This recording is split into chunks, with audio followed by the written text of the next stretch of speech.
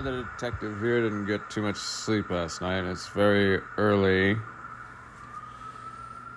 A very transformative experience in the last few months, frankly. But, yeah, I had a dream last night.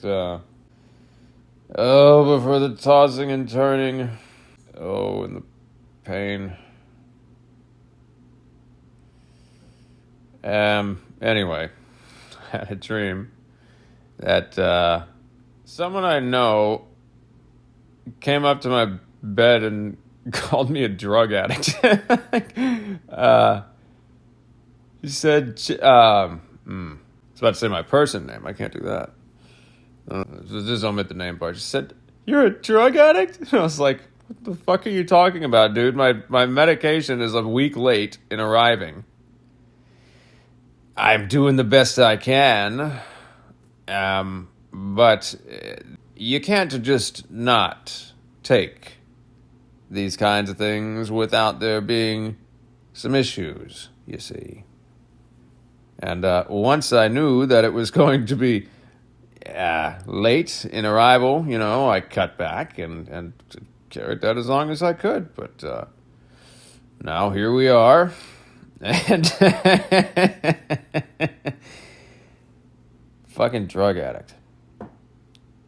Yeah, that was something. I understand this is a dream, and it's like, well, what, come on. Why are you taking that so personally, V? I don't know. It seemed so real. It seemed like something this person might say if they knew. There's so many complexities to many things, and people just don't know, and they just make assumptions. The first light bulb that comes to mind, the first wires that cross. Oh my God. Oh my God. That explains it. That explains what? You're looking for trouble, kid. And I know what you're doing. Looking for trouble. This is a little personal code for something that, well, fuck it, let's call a spade a spade. It's a narcissistic thing. One needn't be a full-blown narcopath to have narcissistic defense mechanisms. Talked a little bit about that in the last video. It's not like I haven't had a few. Still have a couple. Be hard pressed to come up in a system like that and not have at least some. That's not like an excuse or anything, It's hey, well, yeah, look, there's a thing. Just shine a little light on that. Grease it up a little bit. See if there's some wiggle room. Get it all flubbery, something, so it's not as rigid and stiff. You get some sunshine in there. And, some kind of healing expedition, something to that effect. But yeah, looking for trouble. This is, one example is, and this isn't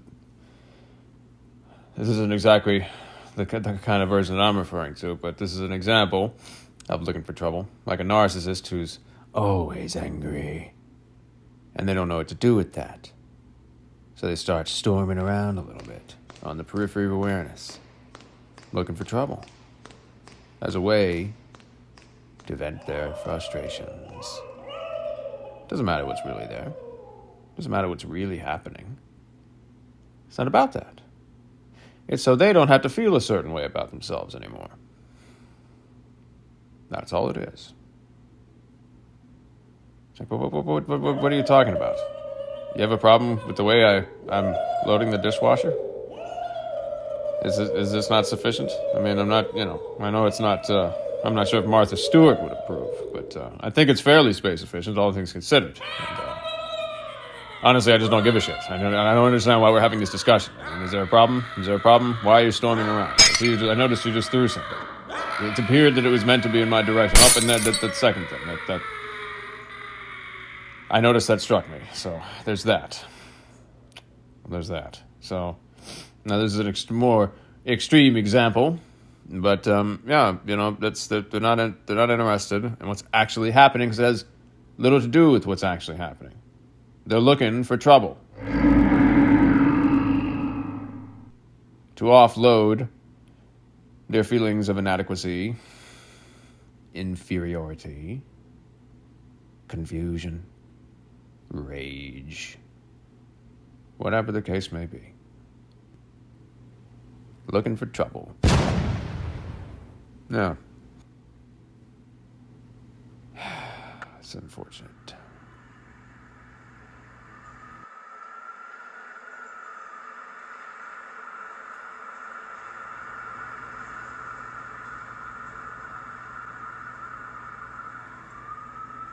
Well, part 2.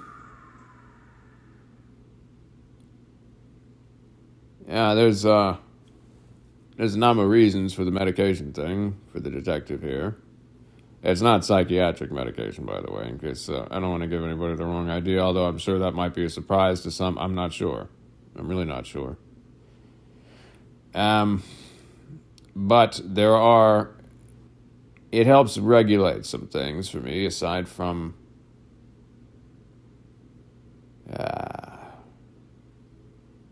some excruciating conundrums.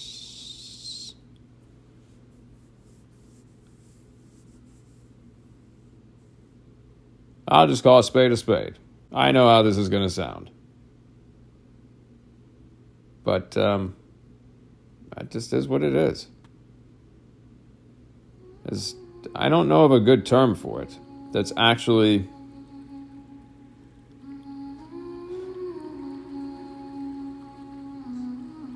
experientially resonant. I'll put it like this. A friend of mine, a couple years back, sent me a meme that had one of these paintings by, what's the guy's name? Who does the crazy, trippy human body paintings? He did like the album for some artwork for Tool, the band. Well, I want to say Alex Gray, but I'm pretty sure that's not it.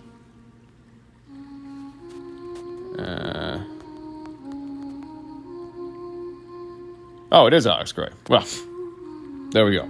It's Alex Gray. That's the one. So it was a meme of one of his paintings or something that looked like it, and it said, "Bro, ease up on the astral projecting. You're scaring all the hoes." That was pretty funny. But the thing is, I was. Both counts. Not actual hoes. The detective doesn't live that kind of lifestyle, you see. But I was getting into that state quite a bit. So I was doing some multi-dimensional finagling, if you will. Again, I know how that might sound, but I don't know what to tell you. It's like a synchronistic thing. It's not like I have much control of it. Well, it's different. It's not. I don't know how to explain it. I operate very intuitively. So, yeah, when I do my little 11 thing, like 11 and Stranger Things, I don't have a tub. I don't need a fucking tub. It's an active thing. I'm not trying to clear my mind or stop thinking or any shit like that. I don't.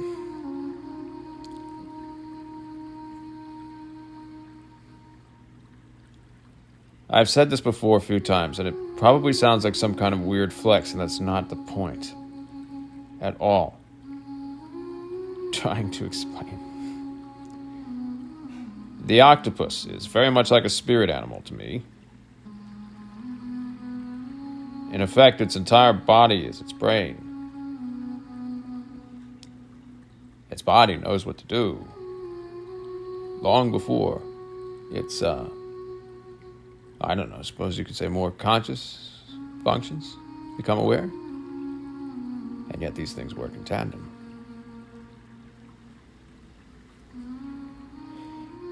more of the work I've done,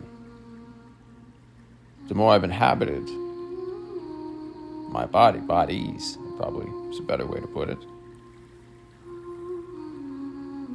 across a fair amount of spectrums. I can't believe I'm saying this shit out loud. I guess it's time. Maybe it's time.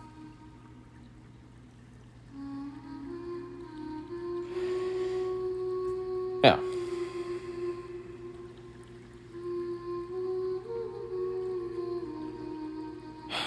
But anyway, I'll lay on the floor, and it's like tapping into a root system that's all around. It's more than the root system. It's like a multifaceted environmental overlay. An in-between, but also of the non-in-betweens, I suppose. And it'll just, I'll just zoom in wherever a nudge or a pull comes up. And I'll take a look. Sometimes it's a friend. Might be saying a thing or two. Sometimes I'll see like a symbolic representation of someone I know. This is how I do a bit of detective work too, by the way. I find it to be more expedient than more traditional methods. And being a good detective, the detective makes sure to cross-reference with that which is tangible. And what do you know? Pretty good track record, so...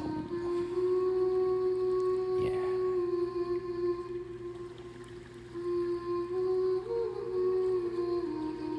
I guess one of the points is, I don't think this sort of thing is meant to be an anomaly exactly. Maybe I have it wired a certain way, or maybe I'm made up in a certain way that makes these things more extreme. I don't mean extreme in a bad way, or in an imbalanced way necessarily, but just more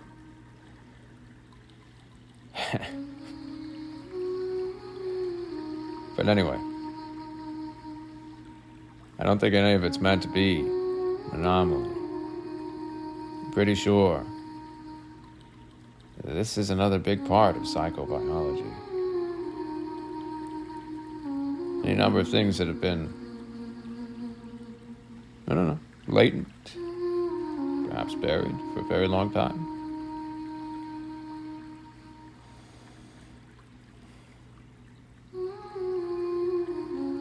I don't know. I find I can have more honest discussions with people this way, too.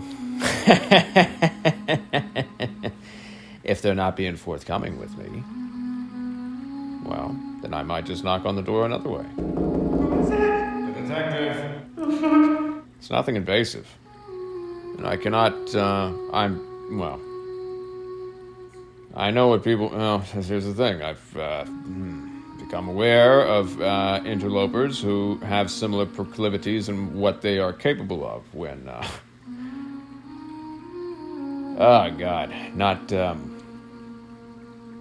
absent of important regulating functions like empathy, integrity, some pretty fundamental things. And, Jesus Christ.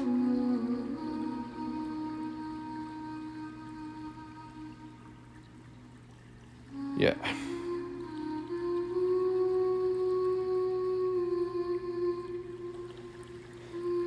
But yeah, no, any kind of interacting I do,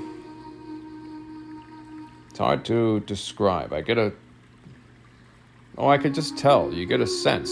You just know how you can or cannot proceed and to what extent. It's just like talking to somebody anywhere else. And that part of them is still, it's got, I mean, even if you wanted to do something shitty, it's got its own defense mechanisms and everything else. But here's the thing: any kind of skilled interloper, has got it in their head to do some fuckery. Well, they're probably going to do it really well. Or you might start dreaming of somebody. You might think that is serendipitous. Well, here's the thing: it certainly can be. That might be indicative of something important. For you, for them. But sometimes you just might have somebody doing that who's been weaving a web for a long time.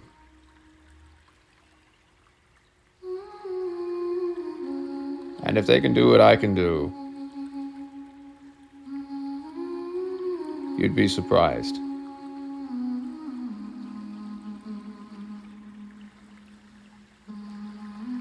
I knew I recognized this familiar frequency in somebody a long time ago. What I didn't know. Jesus.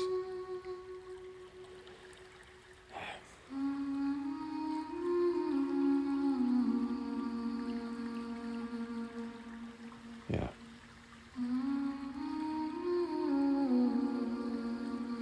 Like a virus.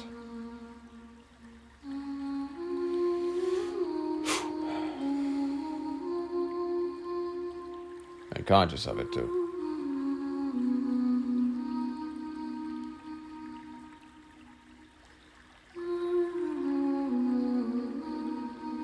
Yeah, on any number of levels. Ugh, God. Ugh. Contending with that one has been a conundrum.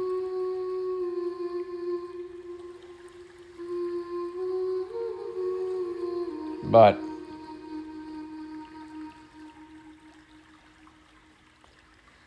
I'm pretty sure I've sussed its tricks out. And it seemed very perplexed and frustrated by this on a number of occasions. God damn it, I can't believe I'm saying this shit out loud.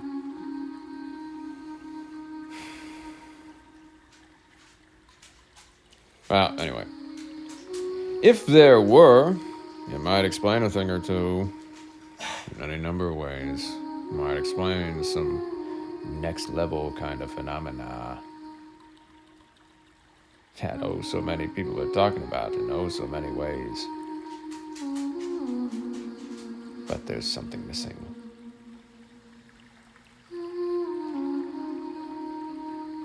Yeah, it's because there just might be a little bit more to it than that. And perhaps all those symbols and analogies are pointing away to something, as they tend to do.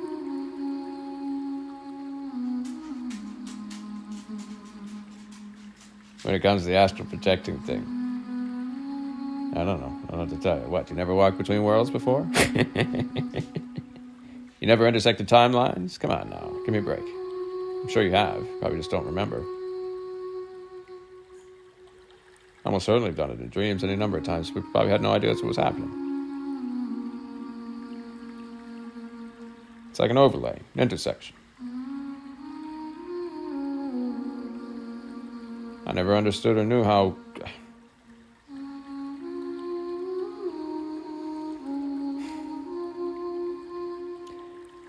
Phenomenal stuff. Yeah.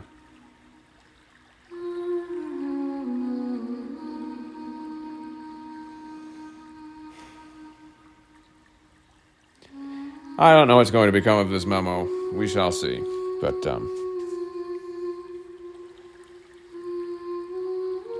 the chance it gets posted, I suppose, thanks for tuning in.